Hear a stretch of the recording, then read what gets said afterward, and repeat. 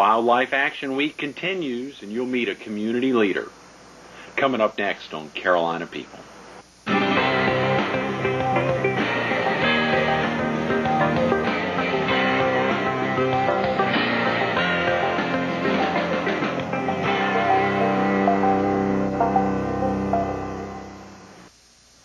Good morning.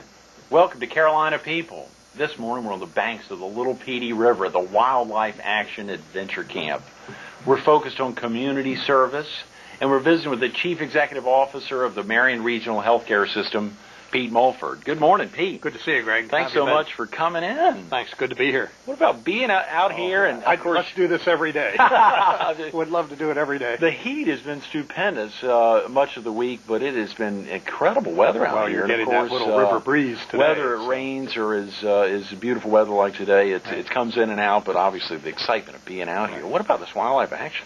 I'll tell you, this is just kind of one of those one-in-a-million places to think that we're the national and actually international headquarters for an organization like this is just quite an accomplishment for Bunny and all of his board and the people in the area that have supported this for so many years. Oh, Pete, I tell you, Bunny was with us on Monday. He's going to be with us again on Friday. And Good. He talked about wildlife action not only starting in 77, but now having 14,000 members. That's correct. It's probably one of the largest wildlife service, natural and youth-oriented organizations you would ever find coming from an area like this. It's fantastic. It is. For viewers who may have missed him on Monday and miss him on Friday, obviously the excitement of checking out Wildlife Action Camp, and of course to know there's still 2 or 3 weeks left this summer, right, where kids, co-ed, boys or girls, ages 9 to 14, can get out here and can experience. Well, as he probably said, June and July are big months, and I hope he commented that the camp is open to the general public and organizations as well. It's certainly a very wide open opportunity for people throughout the whole area to use these facilities. So you've been out here a few times? Many times. As I think we've talked before, we're through our hospital system sponsoring a Duke Endowment Community Action Network, and we've been out here, actually hold quite a few of our retreats and our meetings out here. Is that with right? that group? Yes. Yeah. Real quick about yourself, Pete, for viewers who may not have seen you when we focused on Boy Scouts or obviously on the March of Dimes and the hospital's involvement. Are you originally from the area? No, actually, I grew up in Rochester, New York, so I'm a converted Yankee. Yeah. And first, after school and military and graduate school, came back to Greenville, South Carolina. Met my bride and current wife, Betty, many years ago. And in the hospital world, we moved to Virginia and Pennsylvania and back to West Virginia before moving back here about 3 years ago. So you've been in Marion for 3 years. Been back here for 3 years, right. But you mentioned I moved back to Greenville. So there was a point where you lived in Greenville. No, excuse me, moved to Greenville. Okay, moved to Greenville for the first time, but you moved to a hospital there in Greenville. Yes, I did, the Greenville system. Okay, great. Yeah. What was that like? Was that your first involvement in a hospital? Oh boy, that was for a young kid coming out of graduate school and wanting to go in healthcare. Greenville at the time was kind of the Camelot of healthcare systems. Still is. Certainly has a tremendous reputation throughout the nation actually now. But I was one of the young guys out of graduate school, and frankly, many of us still keep in contact that have moved from Greenville all over the country in healthcare. And back then, it was the opening of what's now called their Grove Road site or Greenville Memorial. Okay. And so my office was out there on a brand new campus, and I guess that kind of directed me to maybe finally ending up back here in Marion, where we have a healthcare campus and a very good medical center for a solid community, and businesses in nursing center and long-term care and child care centers and everything else we do here, very much on the model of a Greenville. It really is a regional healthcare system. Yes, we are. I mean, it truly is. Yeah, Greenville, of course, was for basically 3 or 4 counties, and here in Marion we serve roughly people from actually 3 counties, Florence, Marion, and Horry County. In Horry County, that's of course. Right. A lot of folks travel over, and there's so many amazing facilities, Conway Medical Center, or Laura's Healthcare System, or obviously the Grand Strand Regional Medical Center. Well, the area here, I think, is truly blessed to have a lot of good facilities and obviously a lot of good doctors and a lot of good staff that are behind these facilities. And your audience may not know that probably healthcare is one of the largest, most viable businesses creating jobs and economy in the PD, as well as obviously the health care we provide. I think I saw y'all are either the largest or one of the largest employers in Marion County. We are absolutely the largest non-governmental employer. Over 800 people work for our system. Is that right? That's right. Golly. Right.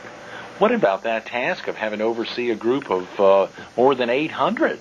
Well, it's one reason I came back here is because I really like this size of an organization. So certainly we all work as a CEO with span of control of our financial people and our nursing staff and our various administrative and technical staff. But you're closest enough to the patients here and the families so that span of control really is not a problem. We have excellent staff. I was good to come after some very able administrators and medical staff and board leaders. As we may not have discussed before, we have a volunteer board of 9 members, and they're from the community, so certainly they're very much invested as well as stewards for what we should be doing for health care in our area. We've been very thankful to have taped 2 separate times, 2 weeks there once, and I think one of the boardrooms there, and I think the chairman of your board at that time, Bruce Siegel, was with us, and then another time when we were taping out in the front, when we were focused on y'all's amazing involvement with the March of Dimes walk. Right. Well, we've had, we continue to be, as most hospitals are, system very much dedicated first to our quality of care, but also many of our staff do an awful lot for civic work and humanitarian work and March of Dimes, Relay for Life, Boy Scouts, which we've talked about before. Junior Achievement was a new program we helped start in Marion County this past year. Can you talk about what originally prompted you to pursue a career in the healthcare industry? What was it early on? Where did it start? It was probably nothing more than serendipity. I was interested in medicine originally and worked in a hospital as a orderly and surgical technicians, went on to school in the military. Because of that, happened to end up flying medical evacuation helicopters. I was a helicopter pilot. Wow. And just a good friend and a mentor in the military said, have you ever thought about hospital administration? And long story short, I had not, and looked into it and was able to be accepted back to Cornell University after the military for their healthcare administration program, and was so interested in the day-to-day really being different every day. There's no absolute set routine. We always say we have too many meetings and too many committees, but each one of them is an event that leads to the broader goal of helping develop a community's healthcare resources. A lot of fascinating people, undereducated and overeducated, and certainly it's probably the most diverse employment group and medical staff group that you could ever want to work for, and it's just great. I love that aspect of that career, those career avenues of being a helicopter pilot and now the CEO of a healthcare system. Right. Well, we haven't bought our helicopter here yet. Maybe that's on our list for another year. What was that like, Pete, as a helicopter pilot in the... well, I was a medevac pilot, was what we called ourselves in the Vietnam era. So, of course, I saw combat in Vietnam. And back in those days, we were young and had a lot of energy, and we'd work 24 hours and be off 24 hours. And, of course, in a wartime environment, which we've just relived, of course, D-Day and all of the just the terrific heritage that our country has in terms of serving, mankind, and particularly out of our own country as well. Right. And that's what I think most of us felt we were doing in Vietnam, as we were there for a cause of freedom, which, as we know, Vietnam is a lot different now than it would have been had it stayed the way it was 40 years ago, 30 years ago.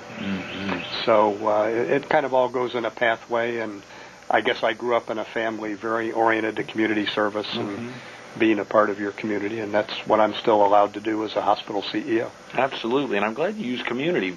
Marion Regional Healthcare System is a community facility. We are. We're a community. Not-for-profit. We're what they call a 501c3 IRS nonprofit facility, so we are totally locally owned, locally controlled by our board, and certainly the majority of our workforce all live in and around Marion County. We put roughly a $28 million payroll back into this environment. And as I said, in addition to obviously the health care we provide, so we're a very key ingredient in being part of our community's future. Marion County Medical Center was formed through the merger of two hospitals, wasn't it? Mullins It and was Marion. Mullins and Marion. Okay. It goes all the way back to 1975 or 1976 when the two hospitals were joined in a district. And then around 1990 was when the board, after I'm understanding one or two attempts, really decided they had to move out to a central site, and the Marion County Medical Center property was bought, and then my predecessor was brought in to help develop the new campus, and it's just beautiful, as you've seen. Oh yeah, very definitely. How about some of the benefits of consolidating the two hospitals? Obviously that happened a good while back, but still, what would be some of the immediate benefits that were derived by the merger of those two? Certainly, there are probably two or three major, obviously for our patients. We were consolidating the best of both facilities. So the best equipment, the best people, the best services, and really not putting our constituents, patients and families, in a decision-making situation where they, frankly, may not have had the best choice to select from for different reasons. And so I think we were able to consolidate that. We've now, as a result, have really state-of-the-art equipment. You helped us spotlight our digital mammography, which just last year was the only one in this side of the state. Wow. And we've just upgraded our CT scanner, and we continue to look at what we can improve for technology that keeps us probably not on the heat shield in terms of research, but as soon as something's proven to be appropriate to the quality of care, we will go ahead and put that into our service abilities. Well, obviously we remember that experience of focusing on the digital mammography. Right. Have any other newer technologies that are out at the forefront now that you're looking into and possibly thinking about? Probably, as I said, the CT scanner is the newest one. That was a few months ago. We're really, now that our facility is actually about 7 years old, we're probably spending the next year going back in and refurbishing and frankly sprucing up things like carpet, and we've completely repainted and refurbished all of our nursing units within the last year. The high-tech equipment coming on board next year will probably be primarily in the surgical areas in our operating room that allows our various surgeons to do better, and we certainly, the biggest thing probably is what they call a PACS system, picture archiving for imaging and radiology, which may not be state-of-the-art for the world, but for us it'll be a whole new venture into digital imaging. So literally, while we hope to be totally digital for our medical records in the fall, within the year we certainly will have all of our images and everything available in digital context.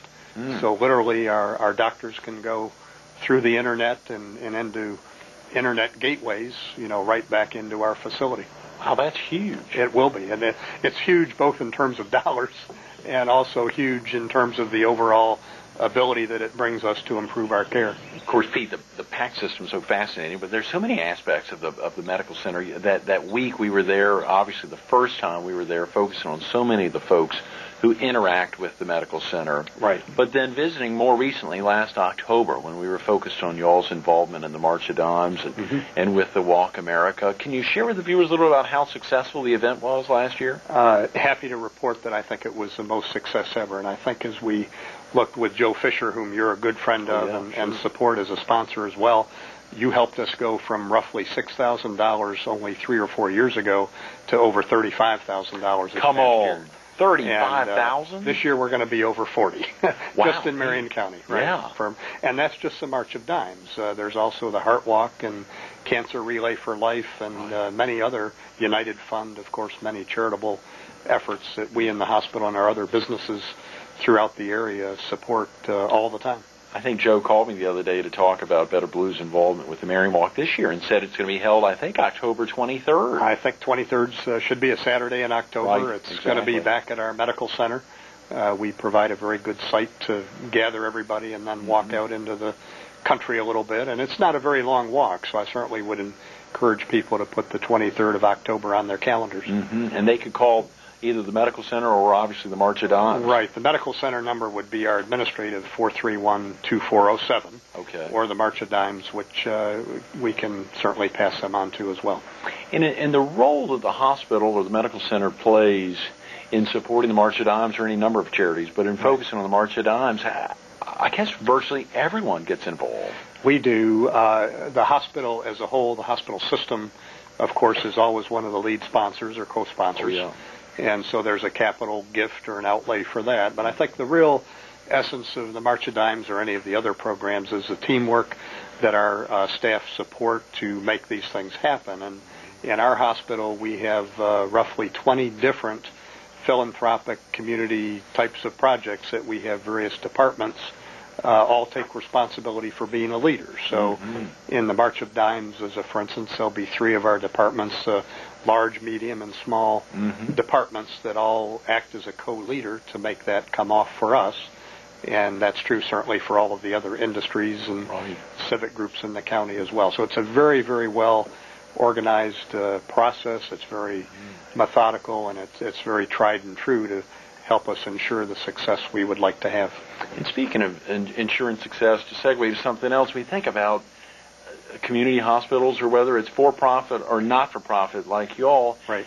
Who helps oversee to make sure that hospitals are on target to continue to provide the best health care possible? That's a good question, and we could probably talk all next week in your program on that. But I think at last count, Greg, the public may not realize there's probably over 120 different agencies, federal, state, regulatory, voluntary accreditation agencies that oversee our standards, our reports, whether it's the IRS, whether it's the FDA. As we get down to the voluntary level, one of the more important ones is the Joint Commission on Accreditation of Healthcare Organizations. Long word. Right. But in short, they call it the Joint Commission.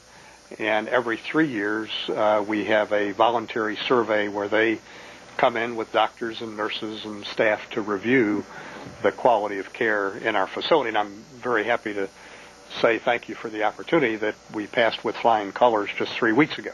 Oh, great. So Congratulations. we had our third-year anniversary of the survey by a new survey, and came out with flying colors. We're very proud of what we did. Wow, Pete. Now, what all does the Joint Commission do? And you said that's volunteer. The Joint Commission is voluntary. Because we participate in it, we actually have a waiver from the federal government Medicare program, which does recognize voluntarily accredited facilities for participation in Medicare and the state program of Medicaid.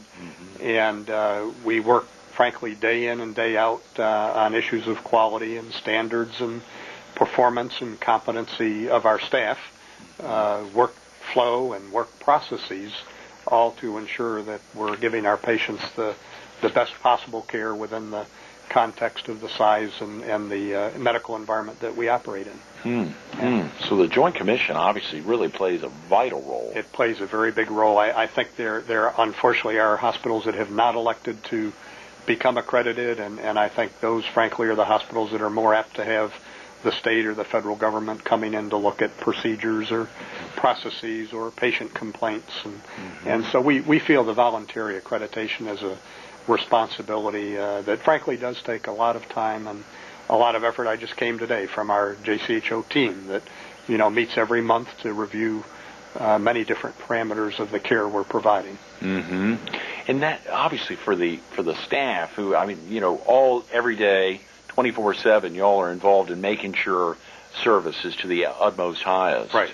But at the same time, when folks are around a volunteer group, are folks aware that the Joint Commission's around or that they're in town? I don't think as a patient you would be. Certainly our doctors and all of our hospital staff and our board are receiving reports, and most of them, frankly, participating in all of the efforts every day that keep us ahead of the game in terms of our standards and our compliance. Right. I can assure you during the week that the Joint Commission was here, probably our patients knew, because they changed their process this year where they're actually, instead of being more in the boardroom reviewing policies and minutes, they're actually now out on the units. Great. So patients were being talked to, most of our staff, and again, as you say, 24 hours a day, they can be in and out of your hospital talking to your staff and looking over our shoulders, so to speak, to see how well we're taking care of our patients and all of their families. So very definitely, I think this probably 2004,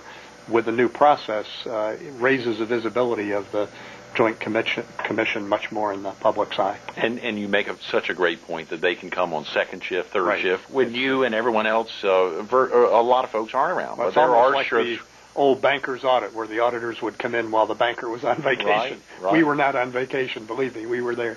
Oh, yeah. We got about 5 minutes, Pete. It's amazing to think about so many of the activities going on and the impact that a regional healthcare system, whether it's here or in, as you say, some of the other communities in the PD, whether it's up in Hartsville or down in Florence, the impact that they have on a community. Why is it important for Marion Regional Medical Center to be involved in groups like the March of Dimes or the Relay for Life? Well, I think you maybe get more to the humanitarian side of things. I think, we are the recipients of many people that come into our facility in a health status or a life status that, we recognize is, frankly, more and more routine out in the community with people that need help.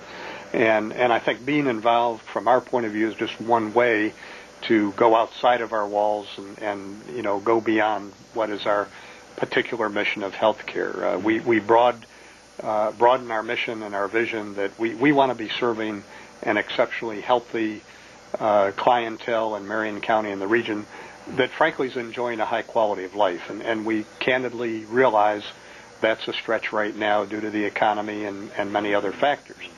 So we feel if we're committed to helping improve that quality of life and lifestyle, not just medically but educationally and otherwise, we're doing something that in the long run may or may not put us out of business. But in the meantime, it's the right thing to do, I guess, is what I would come down to. And we're so grateful for all of the other businesses and the individuals throughout our community, particularly, that are out supporting the March of Dimes and Relay for Life, and I would say, obviously, that support us. Most of Marion County residents come to our facility. They use our doctors, and they demonstrate their confidence in us as well, and that's just a good feeling. And the vital aspect there, if someone was to ask, why is it important to the community, and in particular Marion County, to support the activities of whether it's the March of Dimes or the American Cancer Society, there are a heck of a lot of folks impacted. And a lot. I think if you go to any of those organizations, March of Dimes, as you know, does put a lot of the money raised back into the state of South Carolina, back into Marion County for prenatal and birth defect programs, as do they all. And I think, hopefully, as a country, I think we may have talked before about the one thing we truly are known for around the world is our volunteerism. And yes, we're great business people, we're great with technology, we're very entrepreneurial and creative, but we're also great volunteers in taking care of our fellow man and woman. And so I think that's why the community should be glad we're here, and why other businesses are here supporting the rest of the community at large. Pete, that aspect of being both a good business person as well as being a community servant and out volunteering, how are you able to find the time? I know you're active as on the executive board of the PD Area Council of the Boy Scouts. Obviously, you're one of the co-chairs of fundraising for the March of Dimes here in Marion County, and you stretch out into so many other areas. How are you able to find the time to be at the medical center? Well, I guess firstly I have a board that's very supportive and recognizes the value to the hospital and to the community of myself and all of our leaders being out in the community. There's not one of us, as with most businesses, that don't do 3 or 4 or 5, different other jobs that are volunteer jobs or board jobs on United Ways or Boy Scouts or March of Dimes. And certainly, I guess simplistically, if we weren't out there doing it, who would be doing it? So we're lucky in Marion County particularly to have a board and a medical staff and a very strong leadership and employee group that is out there doing it. And I'm just happen to be fortunate enough to be the point person for some of those things that the rest of the group is able to follow all of us doing. Right. And Pete, that aspect, if you weren't the point person for Marion Regional Healthcare System, what do you think, if you weren't the chief executive officer, what do you think you'd be doing? Obviously, you've found that the Palmetto State is a place to be. But I have. I mean, candidly, I would have to be somewhere else that had the same freedoms that we do here, both occupationally and in the county, to be working on all of these things that we need to do. And there's a lot more to be done, and there's a good hospital to continue running and a nursing center and working with our great medical staff and doctors. So I hope I'll be here for a long time as that point person. In that position as a helicopter pilot, and that person I know you shared with us his name at one point, who encouraged you to look into the healthcare industry. Right. And you think about early inspirations for you, Pete, of getting into this industry and this community service aspect, really, that you talked about in your youth. Were there any early inspirations that stand out in your mind? Well, I'm fortunate enough, of course, to say my mother and my father. Grandfather, I grew up 2 farm families in my background, and grandfather with almost no education and one that was well educated. And I just had the family beginnings, which are even more important today, obviously. And then through the years, military mentor, college professor mentor, my first real boss in Greenville, Bob Toomey, was known throughout the country as a visionary in healthcare, and he was certainly a mentor of mine. So I've just been lucky along the way, and I have a strong faith in the Lord, and just a lot of things like that give you faith and hope about the future of this world, and allow people like myself to be a part of it. That's great. Pete, thanks so much for being with us this morning. Thank you. Absolutely. Stay tuned to more Carolina People with Pete Mulford coming up next.